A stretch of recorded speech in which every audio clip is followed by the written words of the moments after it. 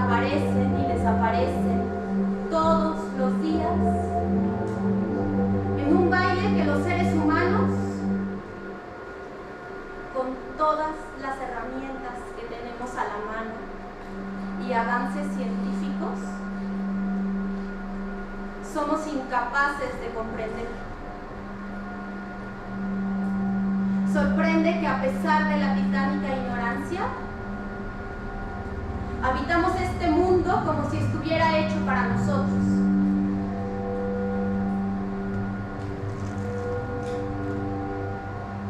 Para comprender que todos los seres vivos somos similares, aunque no nos parezcamos, es necesario transformar nuestra relación con la naturaleza y cambiar de posición. Colocarnos ni por encima ni por debajo de las criaturas del planeta, sino a su lado.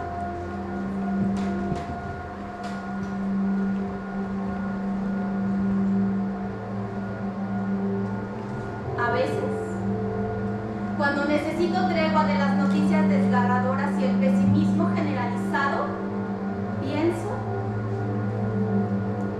que aún hay leones atravesando la sabana africana y tardígrados dormitando tranquilos sobre el musgo que cubre al mundo entero, y ballenas inventando cantos que jamás llegarán a nuestros oídos. Qué tranquilidad pensar en todo aquello que ocurre lejos de la mirada humana y, de cierto modo, a pesar de ello.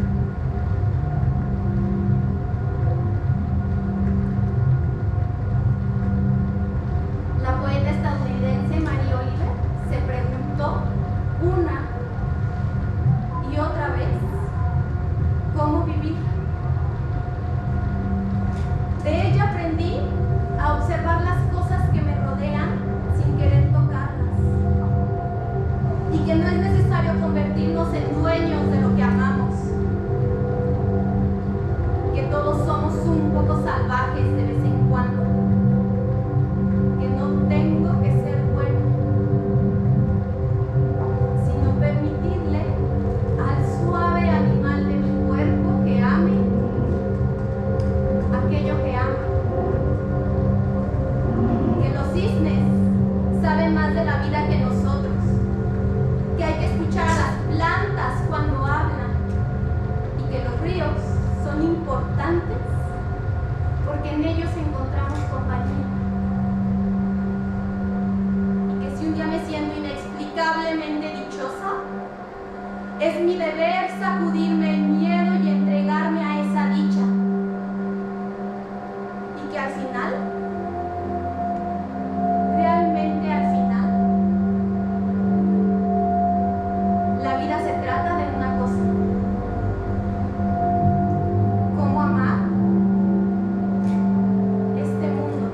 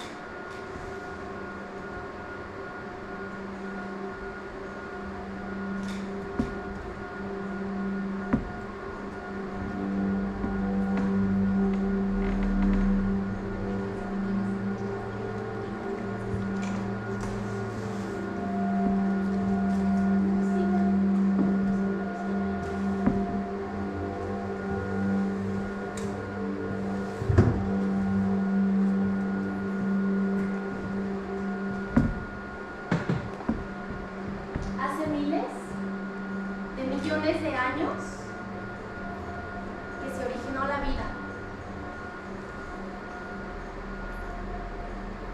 Y hay una teoría de la evolución que dice que todo comenzó en el agua, que el primer ser vivo era un ser microscópico y minúsculo. Por eso en la actualidad compartimos mucha conexión genética entre algunos animales y nosotros, entre algunas plantas y el ser humano, porque venimos de un mismo lugar, de un mismo ser acuático, ancestral.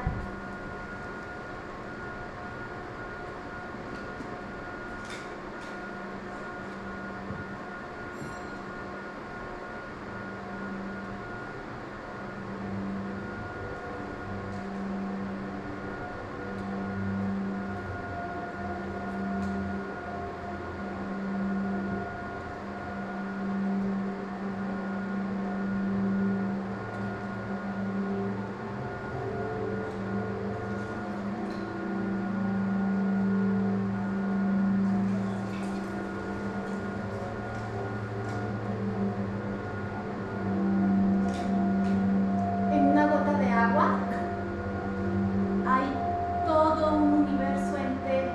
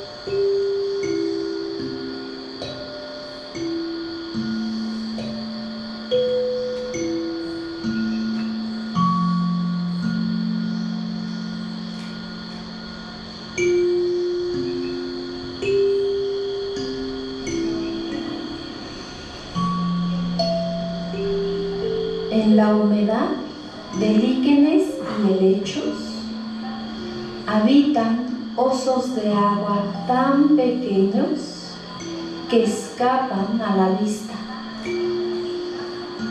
Pandas transparentes de 8 patas, invertebrados de paso tan lento que apenas se desplazan por el mundo. Cuando el agua se termina, la vida se desprende de ellos y quedan en un estado de animación suspendida que dura hasta que regresa la humedad. Luego vuelven a moverse y parece que nunca hubieran estado quietos.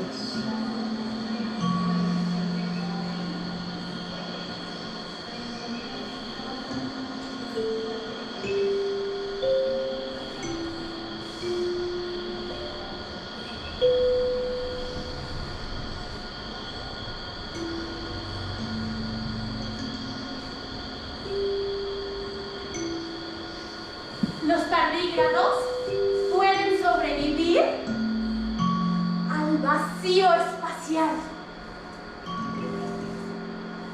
a presiones altísimas, a temperaturas extremas, a radiación cósmica. Para sobrevivir al estrés, toman genes ajenos provechosos, transferencia genética horizontal.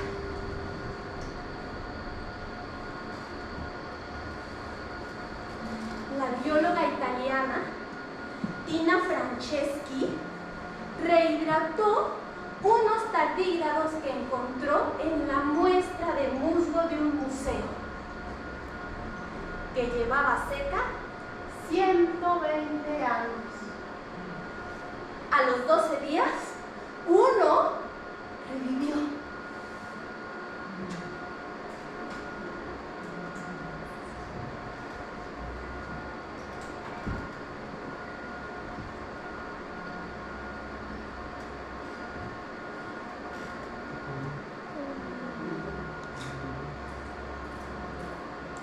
Hay científicos rusos que aseguran haber visto tardígrados vivos en la cubierta de naves espaciales recién llegadas del espacio exterior.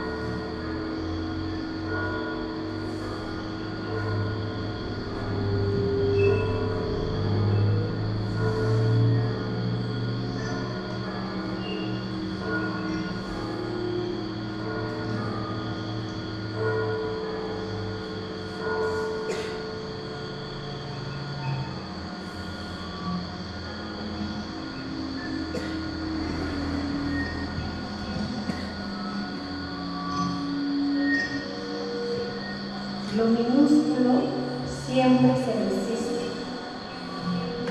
Suenan ficción las cosas pequeñas, pero pensándolo bien, no es extraño que un pozo de agua sea indestructible.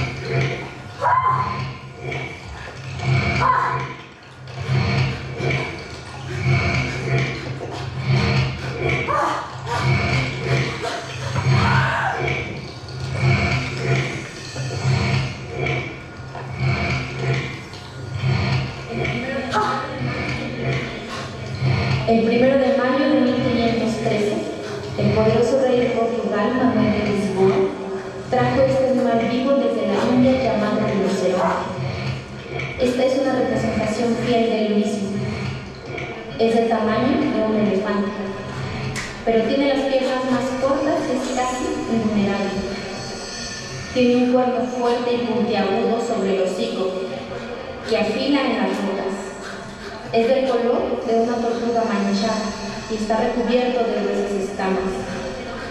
El elefante tiene miedo del rinoceronte porque cuando se encuentran, el rinoceronte carga con la cabeza entre las patas delanteras del elefante y desgarra su estómago, sin que pueda defenderse. El rinoceronte es rápido, impetuoso y astuto. Está tan bien armado que el elefante no puede dañarlo.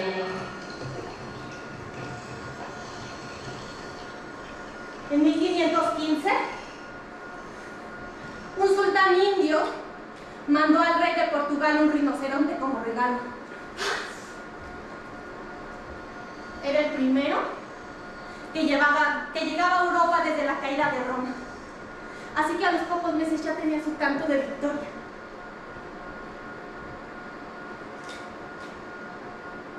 Umbrero nunca vio al rinoceronte. Supo de él por descripciones de un amigo pintor del que no se conserva el nombre. Por eso lo dibujó como un gran animal que se desborda de la hoja de papel. Un caballero con placas sobrepuestas, verrugas y escamas remachadas. Una gran silla de montar y un cuerno extra en el lomo por si acaso.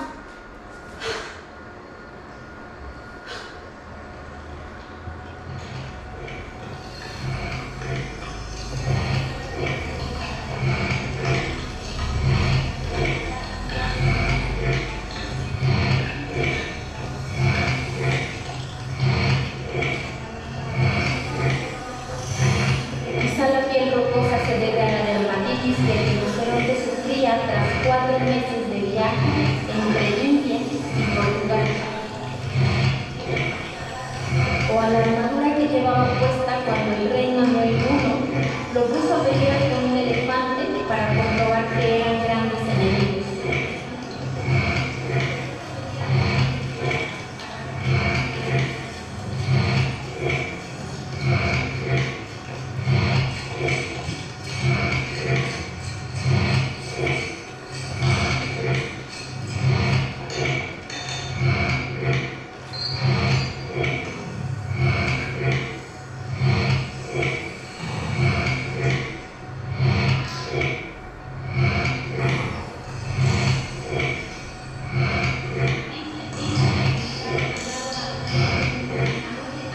Dicen que se miraron a los ojos un momento antes de darse la media vuelta.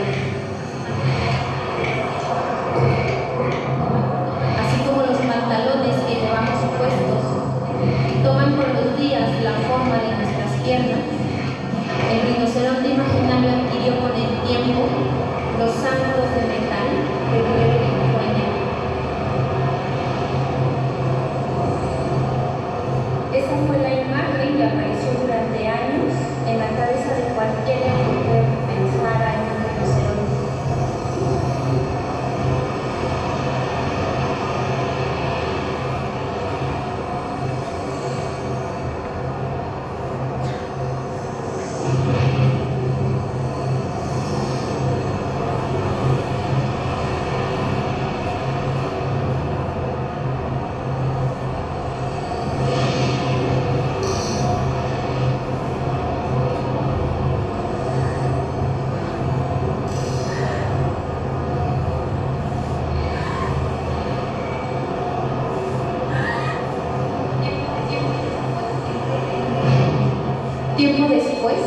El rey le mandó el rinoceronte al Papa León X, pero el rinoceronte nunca llegó a Roma. Su barco naufragó cerca de Marsella, y los grilletes que lo mantenían fijo le impidieron nadar hasta la orilla. Cuando recuperaron su cadáver, lo rellenaron de paja como si nada.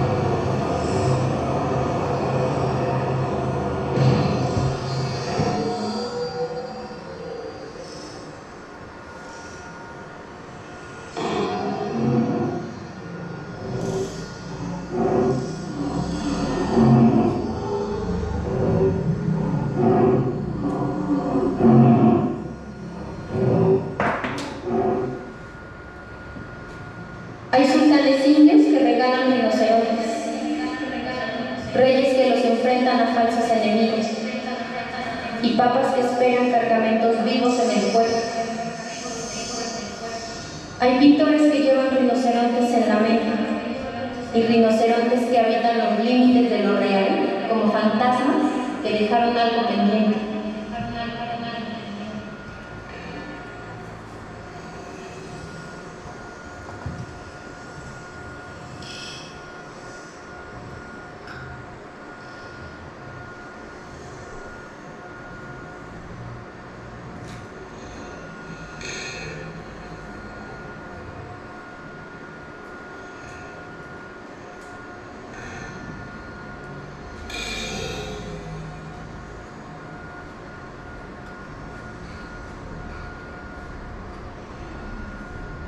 Hasta los animales enjaulados son más libres que nosotros, que vivimos atados a lo que no podemos ver.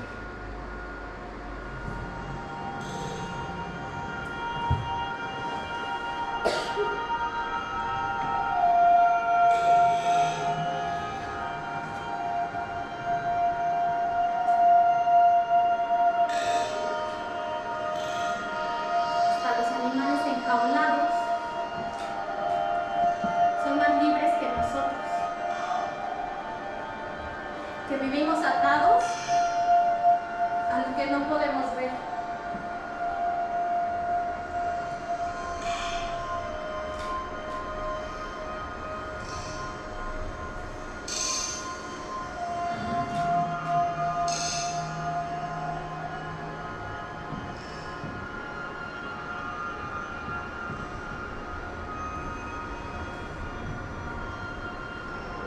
Por eso la aflicción es un problema, un mal hábito que hay que sacudirse, porque pone distancia entre la carne y su retrato.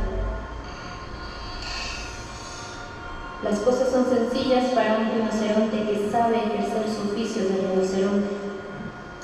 Un rinoceronte no necesita tinta ni armaduras. Un rinoceronte existe al margen de todo esto.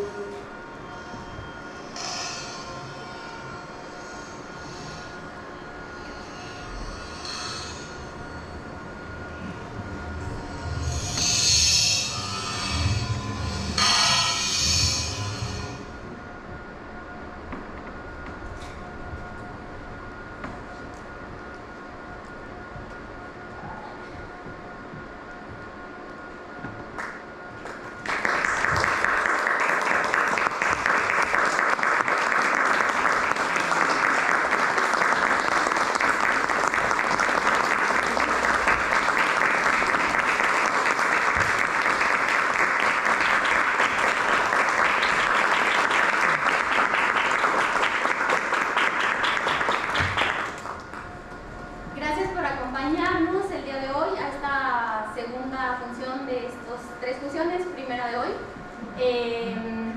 Este es un trabajo en proceso, esta es una parte a partir de los poemas de Isabel Zapata, de su libro Una ballena es un país. Somos 3 personas en el equipo, Rosalba en la producción, Hilary en la dirección,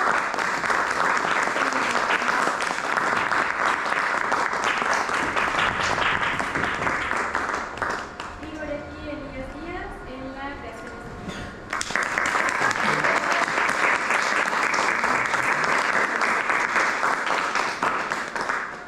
A su entrada les compartimos unas figuras de los animales a los que se hace referencia en esta pieza, y ahora la invitación es a pensar este tejido como un altar y como un espacio de libertad que quisiéramos, pues simbólicamente y de corazón, como darle para pensar estas especies en este sentido de colocarnos ni por encima ni por debajo de ellas, sino a su lado. Entonces les invitamos a hacer un espacio por aquí para que puedan pasar a hacer un nudito y colocar sus figuras en este tejido.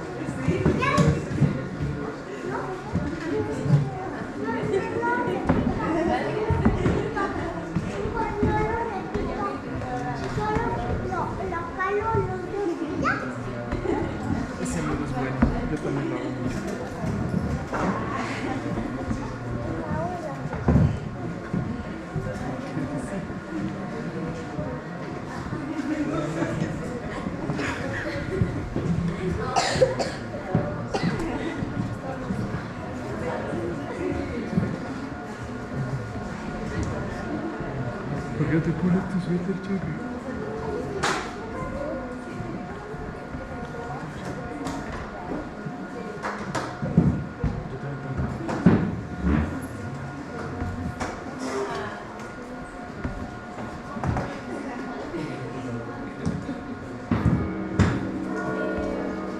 Teníamos pensado para este momento, como parte del cierre de la pieza, tener un invitado, Óscar González, del Zoológico de Morelia, pero de camino para acá se le cortó una llanta, entonces nos va a poder acompañar más bien en la siguiente función. Pues una disculpa por esa promesa que no podemos cumplir ahora, pero nos gustaría abrir un espacio de diálogo para que nos compartan pues alguna experiencia, sensación o preguntas sobre el proyecto. Ahorita después de que Hilary les cuente un poco de dónde surge esto. Bueno, pues muchas gracias a todas y todos ustedes por asistir a esta segunda función del Work in Progress de nuestro proyecto Natura Artificialia. Pues este es un breve fragmento del proyecto entero que vamos a presentar en octubre en el Festival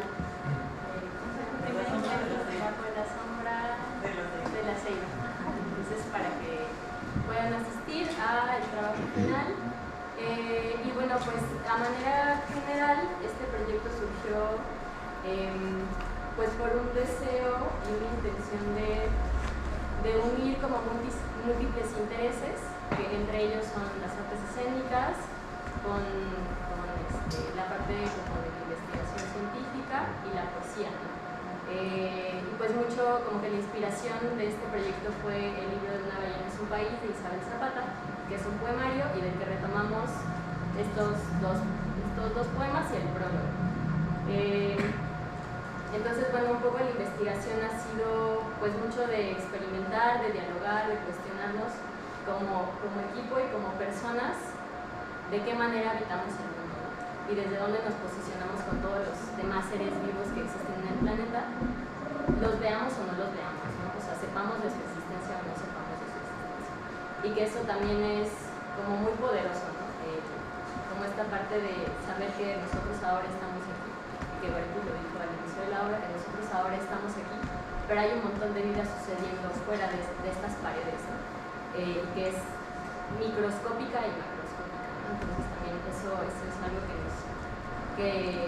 pues es algo importante que nos parecía muy importante como poner sobre la mesa, y también pues parte del poemario es muy confrontativo, ¿no? O sea, como de cuestionarnos por qué estamos viviendo como estamos viviendo, ¿no? En esta cuestión como antropocéntrica y de jerarquización. Entonces, pues a partir de ahí fue que empezamos a hacer exploraciones, diálogos, y que empezamos también a buscar a personas que nos pudieran asesorar con temas que no son de nuestro ámbito como de las artes. Justo el día de ayer vinieron, nuestro invitado especial de ayer es un profesor de la Facultad de Biología que se dedica a investigar parásitos como microscópicos, y con quien también nos acercamos para plantearle dudas acerca de los poemas, ¿no? Que también pues los poemas tienen como el trasfondo pues sí una investigación de la propia autora, pero también hay cosas que nosotros tuvimos que investigar aparte, ¿no? Y acercarnos a personas y pues generar colaboraciones, ¿no? Y pues también una cosa importante es que como parte del planteamiento del proyecto era pues generar este espacio para acercar a personas del ámbito de las ciencias, de la biología, a lo escénico, a lo artístico, y personas del ámbito como artístico escénico a la parte como de la divulgación científica, ¿no? Que de repente como que se piensan que son como mundos totalmente separados, pero pues que realmente no es así, porque al final de cuentas habitamos pues este mundo como un todo, ¿no? Pues esa es la introducción, no sé si quieren algo más. Creo que ahora podemos. Bueno, un poco para compensar la ausencia de Oscar, pues solo contarles que justo como en esta exploración también de movimiento, para que Betty tuviera como estas pautas de cómo llevar la presencia de ciertas especies, hubo como una ocasión en la que se intentaba un poco intuir cuál sería la textura de la piel del rinoceronte, si realmente tiene como una especie de armadura, o qué tan resistente o qué tan distinto es de nosotros. Y entonces un poco como guiadas por esa duda fuimos al zoológico, y ahí hay un ejemplar de rinoceronte blanco que es una hembra, se llama Zenaida, y llegó pues a los pocos años de vida al zoológico, ¿no? Realmente el zoológico pues ha sido como su hogar principal, y Oscar pues empezó a ser como voluntario del zoológico desde que iba en primer grado de secundaria, y de ahí se fue como involucrando en distintos departamentos como el zoológico. Se ha hecho cargo de reptiles, de mamíferos, de la parte de zoológico infantil, y pues Oscar lleva 13 años siendo el cuidador de la rinoceronte.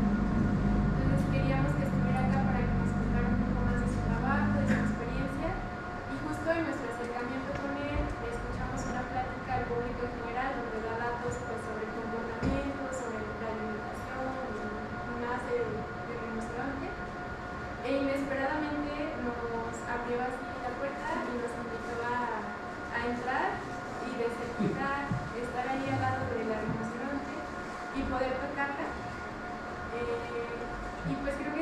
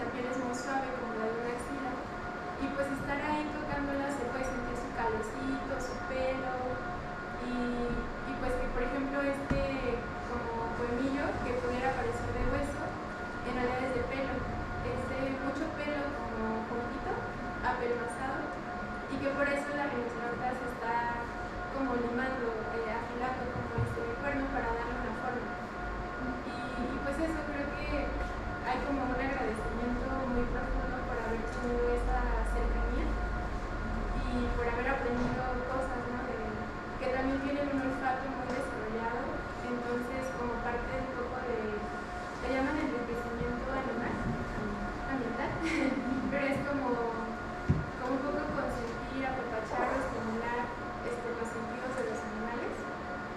Oscar rocía un spray, una esencia de coco, que es pues como algo disfrutable, ¿no? Estimulante para la relación.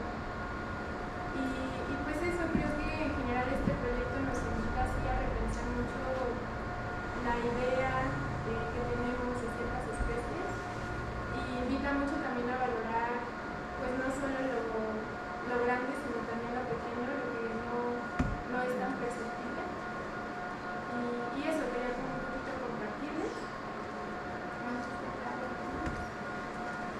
Pues más bien, si tenemos un par de minutitos, a mí me gusta abrir el diálogo con ustedes, que pues el montaje o la obra pues termina de ser con ustedes al final, ¿no? Si no hay quien lo vea, pues no hay.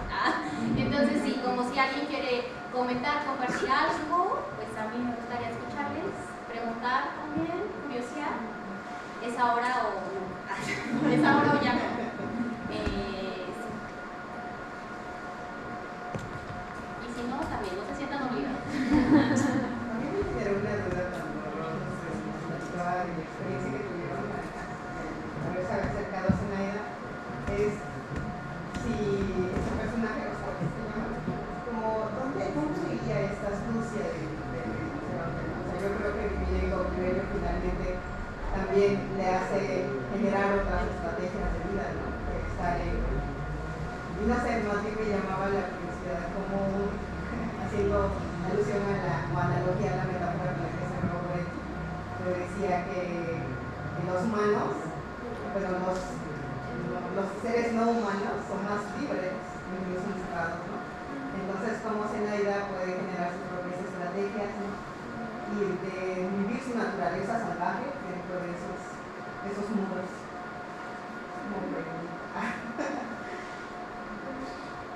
Yo respondería que, o sea, algo que Oscar nos contaba es que él no puede engañar a los animales. Como él pues es etólogo y conoce como mucho el comportamiento y así, como que sabe que no puede mentirles, ¿no? Como que los animales lo tienen asociado con cosas buenas. Entonces él no puede un día llegar y querer hacerles daño, porque no es como lo que esperan de él.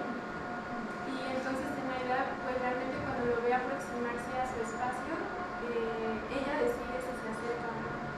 Y cuando hay las pláticas así como a la gente, puede Oscar estar ahí y estar como dando como el recorrido y Zenaida puede estar un ratito, irse a tomar agua, irse a sentar por otro lado, o sea como que está en su voluntad acercarse o no. Y justo algo que le preguntábamos a Oscar es que si él había, pensando que lleve tanto tiempo cuidándola y construyendo como un vínculo, yo me preguntaba si alguna vez había soñado con ella, ¿no? Y como que le sorprendió la pregunta y dijo que no lo tenía como tan claro, pero que otras veces que ha estado lejos se ha más bien preocupado por ella. Y que alguna vez estando en una reserva, creo que, no sé si en África o en un lugar lejano, o en otro lugar, pues no sé si del país, vio un rinoceronte súper parecido y casi creyó que Zenaida estaba ahí. Entonces como que tuvo que hablar y preguntar si qué había pasado.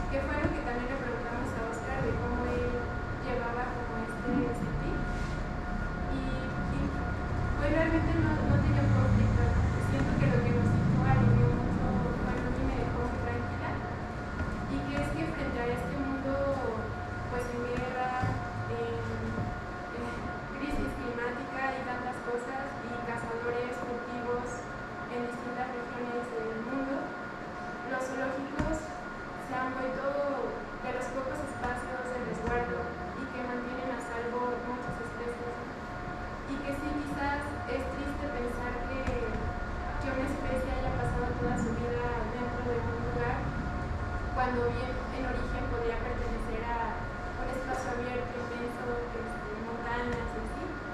Pero creo que a mí me dio muy tranquila como sumarme a este pensamiento de, bueno, si este espacio en lo que cabe puede ser un espacio seguro, de libertad, de tener cubiertas sus necesidades, creo que está bien, que haya esos lugares. Sí,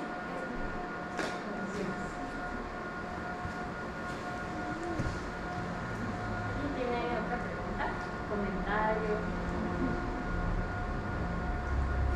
A mí me gustaría preguntarles cuál fue como la mayor dificultad en cuanto a unir el lenguaje artístico, expresiones, tal vez pues, todos sus perfiles artísticos con perfiles científicos, ¿no? Que son más rectos, que son, biología creo que es un poco más abierta, pero pues en otras áreas, no sé, hay personas más cerradas y se ve, es evidente en su puesta de escena, en su concepto, ¿no? Pues esta, ¿cómo se llama? Esta multidisciplina. Pues sí, ajá, esta interdisciplina.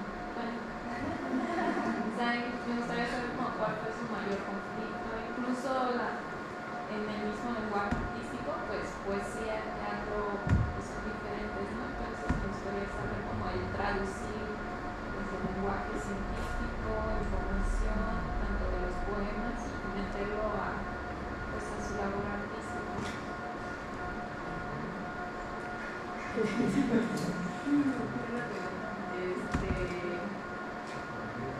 Pues, bueno, primero respondiendo como de qué manera intentamos unificar.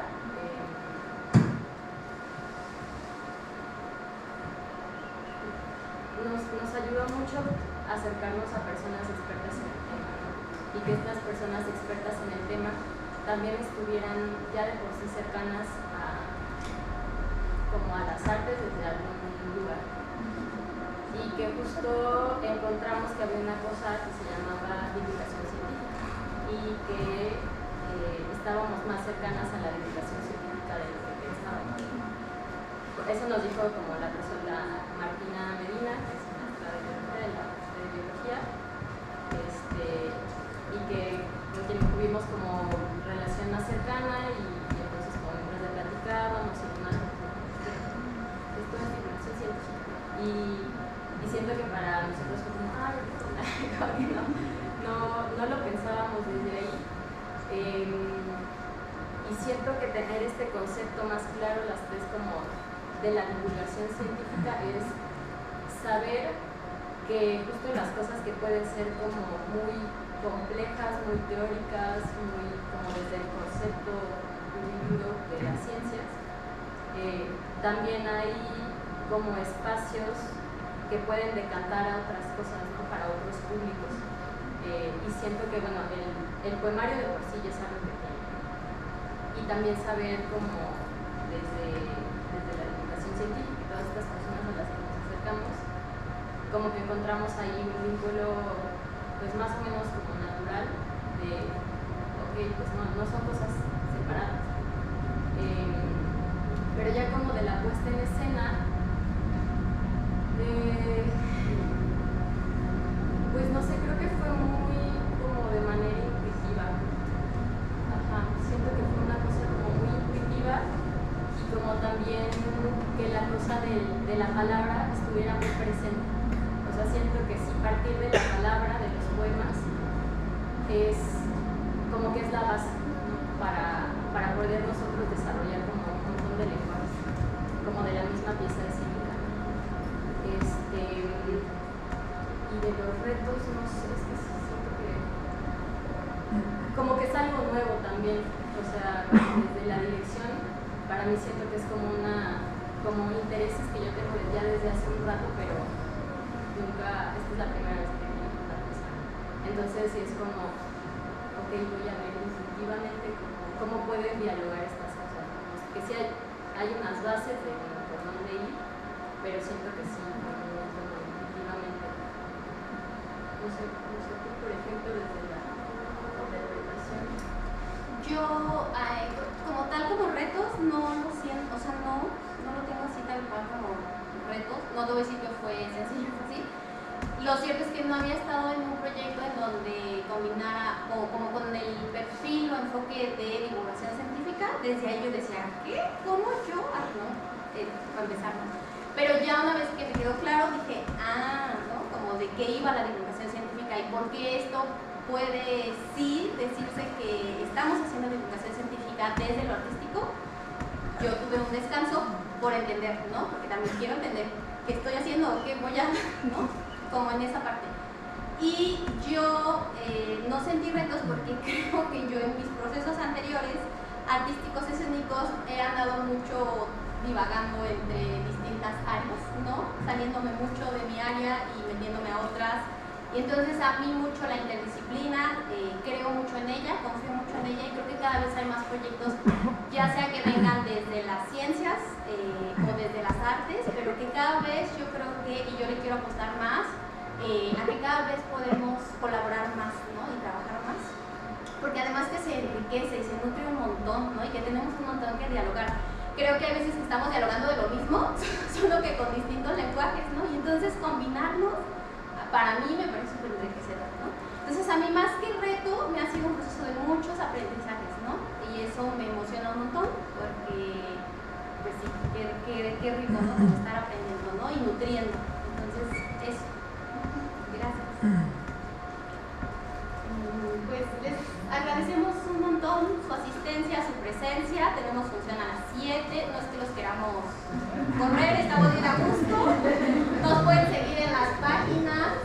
En octubre es la obra completa.